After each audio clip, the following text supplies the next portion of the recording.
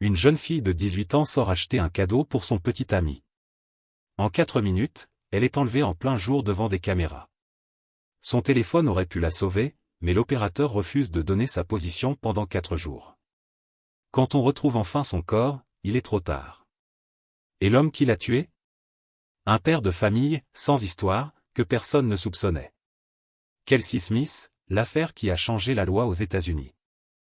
La disparition de Kelsey Smith a débuté par une banale sortie shopping pour offrir un cadeau, pourtant elle n'est jamais rentrée chez elle. Cette affaire soulève une question cruciale: combien de fois des lois étatiques ou des règlements d'entreprise, censés protéger la vie privée et la sécurité, finissent-ils par causer plus de mal que de bien? Tout a commencé quand l'opérateur téléphonique de cette adolescente portée disparue a refusé de communiquer sa position, invoquant les règles de confidentialité. En pratique, ce refus a freiné l'enquête et provoqué de précieux retards. Tragiquement, lorsque les données ont enfin été transmises, il était déjà trop tard pour la sauver.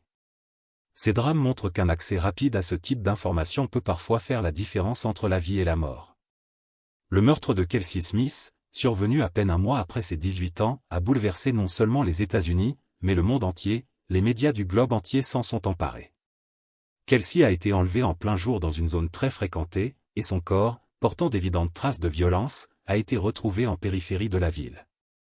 Les recherches ont duré près d'une semaine, principalement parce que les autorités n'ont pas pu localiser son téléphone portable. Cette affaire a déclenché un vif débat et abouti à des réformes, dont une loi qui porte aujourd'hui son nom. Pour comprendre toute l'histoire, remontons au commencement. Comment a-t-elle pu être kidnappée juste devant un centre commercial truffé de caméras de surveillance? Sa mort aurait-elle pu être évitée? Et qui était l'homme à l'origine de ce crime? Un individu que beaucoup considéraient comme un mari attentionné et un père aimant. Qui était vraiment Edwin Hall? Pour saisir cette tragédie, il faut d'abord se pencher sur l'auteur du crime, Edwin Roy Hall. Surnommé Jacques par ses proches, il est né le 17 avril 1981 dans la petite ville de Lee's Summit, près de la frontière entre le Missouri et le Kansas.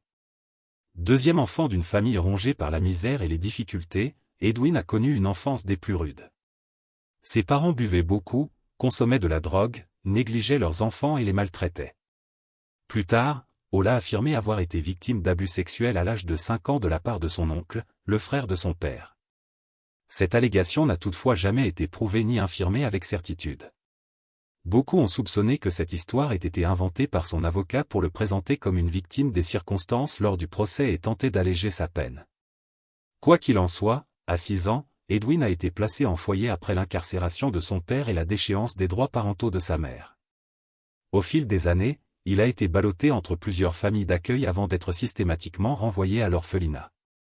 Son tempérament violent et son comportement cruel rendaient son placement durable impossible.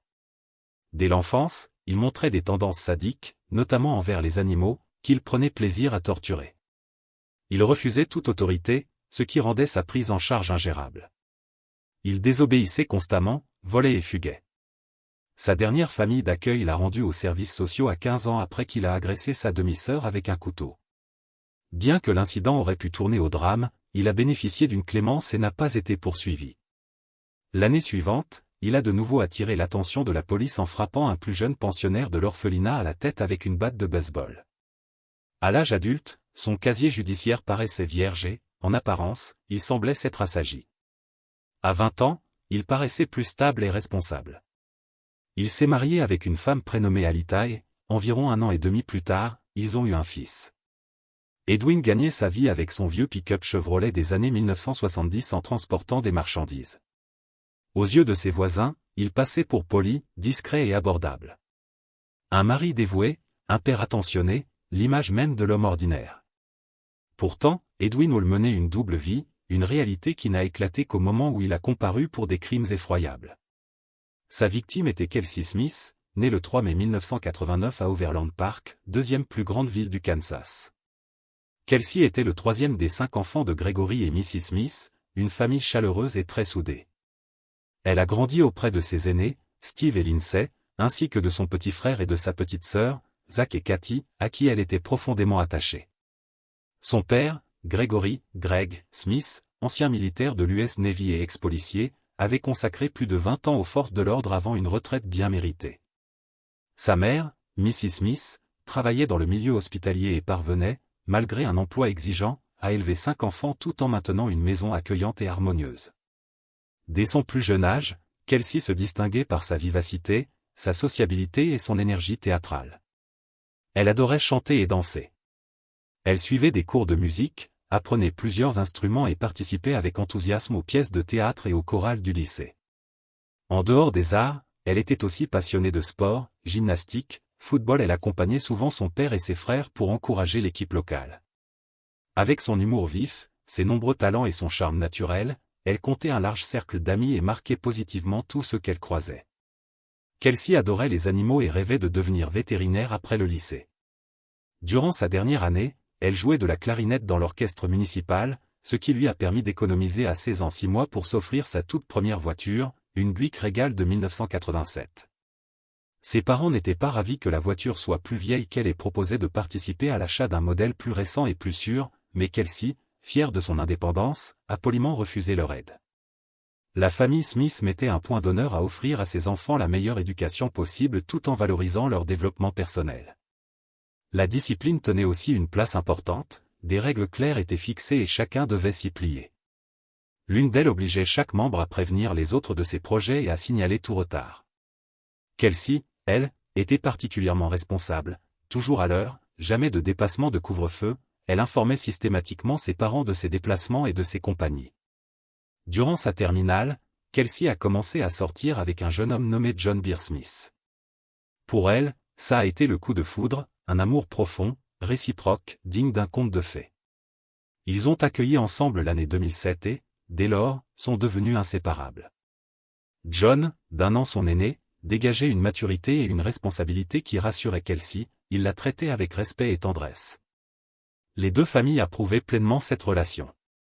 En mai 2007, Kelsey a fêté ses 18 ans et, peu après, obtenu son diplôme de fin d'études secondaires.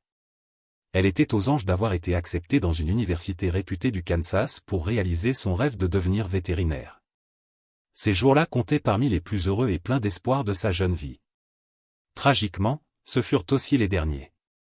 Kelsey profitait pleinement des fêtes de fin d'année scolaire, des soirées entre amis et des moments romantiques avec John. Tout semblait parfait, elle entrait dans l'université de ses rêves, vivait une belle histoire d'amour avec un garçon prêt à la demander en mariage et avait devant elle un avenir radieux. Le 2 juin 2007, Kelsey et John s'apprêtaient à célébrer leurs 6 mois de couple. John avait tout organisé en secret pour rendre la soirée inoubliable, une bague de fiançailles sur mesure, un dîner dans un bon restaurant, l'idée de poser les bases de leur avenir commun. Kelsey ignorait totalement qu'il allait la demander en mariage. Elle voulait simplement lui faire une surprise avec un cadeau attentionné. Ce samedi-là, elle s'est coiffée, maquillée, habillée avec soin et a pris la route vers un magasin Target à 10 minutes de chez elle. Rien ne laissait présager le drame. Vers 19 h, elle a appelé sa mère pour lui dire qu'elle avait trouvé le cadeau pour John mais qu'elle cherchait encore le sachet idéal, quelque chose de romantique. Missy lui a conseillé d'aller voir au centre commercial juste en face. Kelsey l'a remercié, a promis de rentrer bientôt et a rappelé que John passait la chercher à 20 h. Ce coup de fil fut la dernière fois que Missy a entendu la voix de sa fille. Kelsey n'est jamais revenue. Quand John est arrivé à 20 h avec un bouquet de fleurs, il a été stupéfait et inquiet de ne pas la trouver.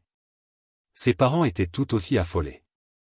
Ce n'était pas dans les habitudes de Kelsey d'ignorer les appels ou les messages. Elle avait disparu en plein jour, dans un lieu très fréquenté, et personne ne semblait avoir rien remarqué. Greg Smith, accompagné de ses 2 aînés, s'est immédiatement lancé à sa recherche. Ils ont retrouvé sa voiture garée devant le Oak Park Mall, ce qui a fait naître un bref espoir qu'elle soit encore à l'intérieur. Mais après avoir fouillé chaque étage et chaque magasin, interrogé vendeurs et agents de sécurité, il a fallu se rendre à l'évidence, elle avait bel et bien disparu. De retour près de la voiture de Kelsey, tout semblait intact. Aucun signe de lutte ni de violence. Fort de son expérience d'ancien policier, Greg a veillé à ne rien toucher, conscient que le véhicule pouvait constituer une scène de crime cruciale. Le jour même, les parents de Kelsey ont signalé sa disparition, mais leur demande d'ouverture immédiate d'enquête s'est heurtée à un refus. Kelsey ayant 18 ans, elle ne pouvait être officiellement considérée comme disparue avant 24 heures. Greg, refusant d'attendre, a insisté grâce à ses anciens contacts dans la police et a commencé à appeler tous les hôpitaux de la ville pour vérifier si une jeune femme correspondant à la description de Kelsey y avait été admise. Le soir même, les enquêteurs ont interrogé la famille et le fiancé pour confirmer leurs alibis, procédure classique, et ont visionné les images de vidéosurveillance du target. On y voit Kelsey entrer, faire ses achats, payer, puis sortir tout en parlant au téléphone avec sa mère au sujet du sachet cadeau. Suivant le conseil de Missy, elle s'est dirigée vers le centre commercial d'en face. En réalité, elle a simplement contourné le parking du Target et s'est garée au Oak Park Mall, près d'une entrée latérale. L'examen médico-légal du véhicule n'a rien révélé d'anormal à l'extérieur. À l'intérieur, le cadeau pour John était posé sur le siège passager, son sac à dos, sa tablette et son portefeuille contenant environ $300 en espèces étaient à l'arrière. Le vol a rapidement été écarté, presque tous les effets personnels de Kelsey étaient intacts. Elle n'avait emporté que son téléphone et sa carte bancaire. Aucune trace de lutte, pas de sang, pas de dégâts, et aucune empreinte inconnue, sauf une sur la boucle de la ceinture de sécurité côté conducteur, qui n'appartenait ni à Kelsey, ni à sa famille, ni à son petit ami. L'attention s'est alors portée sur son téléphone portable. Les enquêteurs savaient qu'en localisant le signal, ils pourraient déterminer son dernier emplacement. Quand ils ont tenté de le faire, l'appareil était déjà éteint ou détruit, mais les dernières données auraient pu être précieuses. Malheureusement, Verizon Communications, son opérateur, a refusé pendant plusieurs jours de transmettre les informations, invoquant la réglementation. Ce retard a considérablement entravé les recherches. Verizon n'a jamais opposé un refus catégorique, mais a multiplié les promesses d'examiner la demande, gagnant ainsi du temps. En 2007, les opérateurs télécoms avaient légalement le droit de refuser de transmettre des données d'abonnés aux forces de l'ordre, y compris au FBI, sans mandat judiciaire précis. Les lois sur la vie privée ne prévoyaient alors aucune exception, même lorsque la vie d'une personne était manifestement en danger. Parallèlement, un visionnage plus attentif des images de vidéosurveillance a révélé un détail glaçant, un homme inconnu qui suivait Kelsey comme son ombre. Au premier abord difficile à repérer, il gardait ses distances et n'interagissait jamais directement avec elle. Un homme blanc, entre 20 et 30 ans, d'apparence banale mais plutôt agréable, cheveux courts et bruns, légère barbe, vêtu d'un simple t-shirt blanc et d'un short noir. Il était entré dans le Target une trentaine de secondes après Kelsey et l'avait suivi dans chaque rayon, toujours à quelques mètres. Chaque caméra qui filmait Kelsey le capturait aussi, ces images seraient plus tard présentées au tribunal. Les procureurs ont qualifié son comportement de « prédateur traquant sa proie ».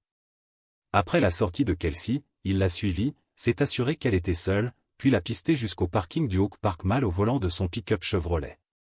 Il est également possible qu'il ait entendu sa conversation téléphonique avec sa mère, étant juste derrière elle, il a ainsi pu savoir qu'elle comptait traverser la rue pour aller au centre commercial. Tragiquement, Kelsey s'est garée dans un endroit mal éclairé, près d'une entrée latérale proche d'une zone de stockage, hors du champ des caméras. Alors qu'elle était encore dans sa voiture, le pick-up Chevrolet s'est arrêté à côté d'elle. L'homme en t-shirt blanc et short noir en est descendu, s'est approché du côté conducteur et, probablement sous la menace d'une arme, l'a forcé à monter dans son véhicule. Quelques instants plus tard, le pick-up a démarré et disparu. Dès le début, Gregory Smith a mobilisé son expérience et ses contacts pour obtenir un maximum de couverture médiatique, conscient que la médiatisation accroissait les chances de retrouver Kelsey et d'arrêter le coupable. L'affaire a très vite pris une ampleur nationale, puis internationale, jusqu'à passer dans l'émission America's Most Wanted. Lorsque les images du mystérieux suiveur ont été diffusées, les médias ont montré le cliché le plus net de son visage et ont lancé un appel à témoins. Le soir même, les appels ont afflué, des gens croyaient l'avoir vu dans différentes villes, voire différents États. La plupart des signalements se sont révélés faux, mais les enquêteurs ont tout vérifié. Puis, le 6 juin, une femme, Madame Miga, a contacté la police, elle reconnaissait son voisin, Edwin Hall. Elle avait d'abord hésité, mais lorsqu'elle a appris que l'homme possédait un vieux pick-up Chevrolet des années 70, identique à celui de son voisin, elle n'a plus eu de doute. Ce même 6 juin 2007, l'enquête a connu deux tournants décisifs. D'abord, Verizon a enfin transmis les données de localisation du dernier signal du téléphone de Kelsey. Le relevé pointait une antenne relais, réduisant la zone de recherche à un rayon de 1,8 km au nord.